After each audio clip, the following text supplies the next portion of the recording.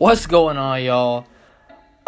It kind of pains me that I have to make a video like this because, to be honest, this is not something that I wanted to see happen. I was very excited for Isaiah Thomas's debut, which happened, I believe, was it late December? Yeah, I think it was late December. I don't think it was in January. I think it was late December.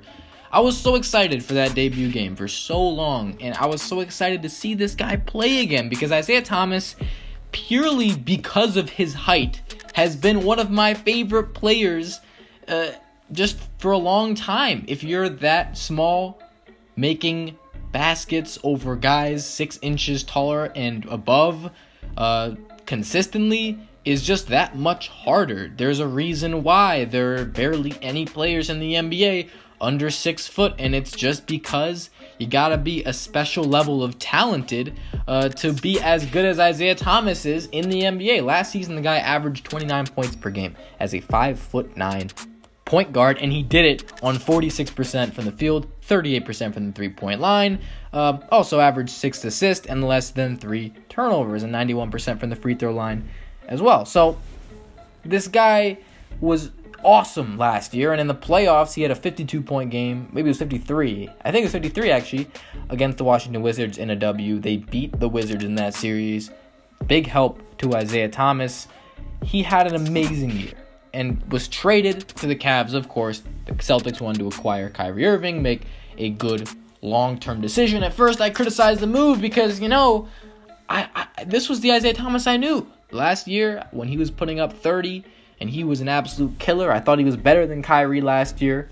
But the tables have totally turned, and the gap between these two guys, it has widened quite a bit in the other direction. Kyrie Irving is having his best year of his career, and Isaiah Thomas, let's just say he's not. He's averaging 15 points per game, less than 15 points a game. As a member of the Cavs, he's playing his first game as a Laker right now. And I just can't help but think, where is this guy's career headed? Nobody foresaw that 15 games through his Cavaliers career he would be traded. Did anybody think that he would be quickly dealt? Like this quick? He would play this bad? And I love the guy, but he was shooting 36% from the field and 25% from 3. That is awful. Absolutely terrible. And he was a liability. He was a liability on the Cleveland Cavaliers. And look, I talked about it in my last video. The Cavs were impatient to get him out of there. They may have made the right move. They may have not made the right move. But nobody really knows if Isaiah Thomas is going to return to Boston Celtics of last year form, and if he is, no one knows when that's going to happen because we're 15 games in, and the glimpses we've seen of that guy have been very few and far between. It's not like he's giving us a ton of great games. Like, did he even break 20 points? Did he even break 20 points? He might have broken 20 points once. Okay, here it is. He broke it twice. He broke 20 points twice, but the thing is, he was very ineffective as a member of the Cavs, and the Cavs were like, man, we got to make moves now. We don't have time to wait for you to get back into form, to wait to see if you get back into form. We got to go. It's taking too long. We got to get rid of you. And it makes sense. Like, you can't really blame the Cavs here. This is a team trying to win a championship. They're also dealing with the potential decision of LeBron James. Like, what is he going to do? Is he going to leave again? They have to make moves in anticipation to prepare for what's going to happen. They made a bunch of rebuilding moves. Does that mean LeBron's on the way out? I think a lot of us know or are pretty sure he's on the way out, and Cleveland's like, all right, you know what? We gotta prepare for the future now. We don't have time to sit around and have these old-ass dudes on our team when LeBron leaves, because it's not going to work. So getting rid of Isaiah Thomas was fine, but it's really troubling because as soon as he gets to LA, you hear that he's going to ask for a buyout if he isn't starting. Yeah, I don't know about this. I don't know if this is a great idea at all.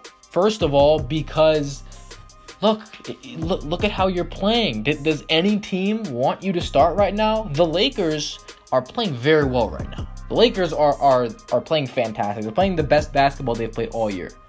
Lonzo Ball isn't back yet, but the Lakers are playing great. They're playing great. And while, you know, this team doesn't have their starting point guard, I don't think a team playing this well wants to, you know, just throw a guy who has played really bad recently into their starting lineup. I don't think that's a good idea. And they are bringing him off the bench this game, but I think his agent, when his agent was saying, like, okay, yeah, we're going to ask for a buyout if he's not starting, I think he means for the long term. And Isaiah, it's not a surprise if he comes off the bench just to start with the Lakers. However, Isaiah wants to be in the starting lineup eventually. And Luke Walton, I think he did say they're both going to start Lonzo and Isaiah at the same time. Obviously, you wouldn't start Isaiah over Lonzo. That makes absolutely no sense. But that's a backcourt that, while it could work because Lonzo is big enough, or at least tall enough, to guard or attempt to guard opposing shooting guards, it's two ball handlers, and you got two guys in the backcourt that aren't exactly so strong on defense, especially Isaiah Thomas. He's a liability just based on his height, pretty much. So, of course, that's going to be interesting to see. I still don't know why you'd say something like that if, like, this is a team playing really well and Isaiah Thomas is playing really bad. Obviously, he's thinking, you know what, I'm going to get back to my past self. I'm going to do what I did last year in LA.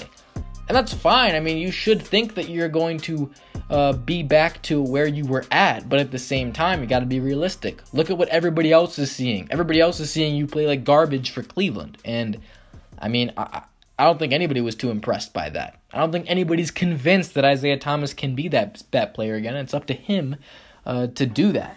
So, here's the thing.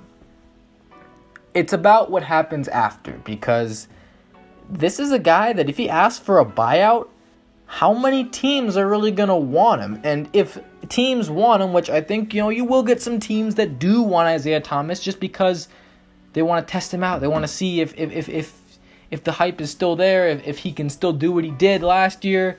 But if he's not playing like that, why would any team want him? He's clearly, like, probably the worst defensive player in the league. I'm not going to sugarcoat it. I watched him a bunch of times in Cleveland. The dude wasn't even interested in guarding anybody. He was letting people get by him left and right. He wasn't contesting. If you saw him in front of you in the paint and you were going to attempt a layup, like, you go right over him. Jeff Teague in the Timberwolves game, he would run down the court. Isaiah's under the basket or in the paint, and he just jumps over him. I mean, he doesn't jump over him, but he just lays it up like he's not even there. His defense is awful. It's non-existent, and it was at least better in Boston. He wasn't like an all defense team player, or even close, because he was still a defensive liability, but he wasn't like the worst defender in the league. He is the worst defender in the league. I think we can make that clear.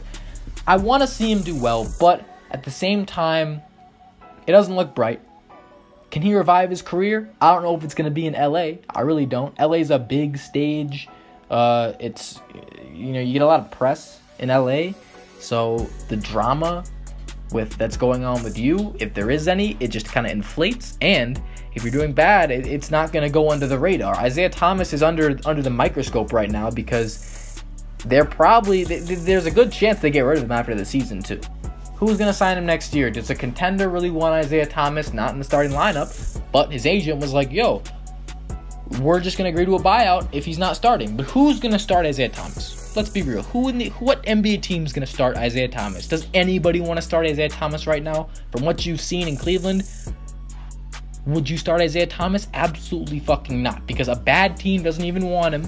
Why would a bad team want Isaiah? They just want young players. Bad teams want young players. A good team already has a good starting point guard, doesn't want to make their defense worse, and a team in the middle, that's your best chance. But at the same time, it all depends on how he plays this year, how he finishes the year. If he can finish strong, there's hope. If he plays like he played in Cleveland, the dude's career might be down the drain. If he doesn't get back to where he was this year, it might be down the drain. You can revive the career later, but you're probably not going to start. He's probably not going to be a starter next year if he doesn't revive his career this year. So man, it is tough. It is very tough. I really don't like this. I really don't like what's going on with him. And I hope that he can revive his career in LA. But to be honest, you got to settle. If you can't finish this year out strong, you got to be a six man or a bench player in general. You can't be a starter in the league if you're going to play like this. And if you're going to be a bench player, you're not going to play that much if you play defense like you are and shoot 36% and 25% from 3. So I hope he improves. I hope that he can get back to what he was doing, or at least close, at least be an effective player. I don't know.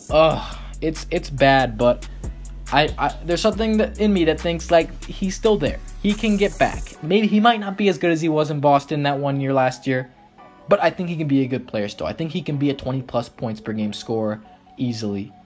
Maybe even 25, probably 25. I could see him doing that, but he's got to unleash it somehow. If he doesn't, there's a problem. That's gonna do it for this video. Let me know what you guys think. Isaiah Thomas' career, it's in a very his performance on LA this year, it's very important. Regardless of if they pick him up for next year or not, if he plays bad, he's gonna have a much harder time getting other teams to give him money or big money. Like, who's gonna pay him a lot of money? You're losing a lot of money here if you don't play well to end this year. And even if you do, you're gonna be 30 next year and you're 5'9". Who's going to sign you that big max contract? Is anybody gonna? Should anybody? We'll find out, but it's not looking good right now. There's hope, but it's not looking good. Let me know what you guys think. Subscribe if you're new. I'm out. Thanks for watching, y'all. Peace.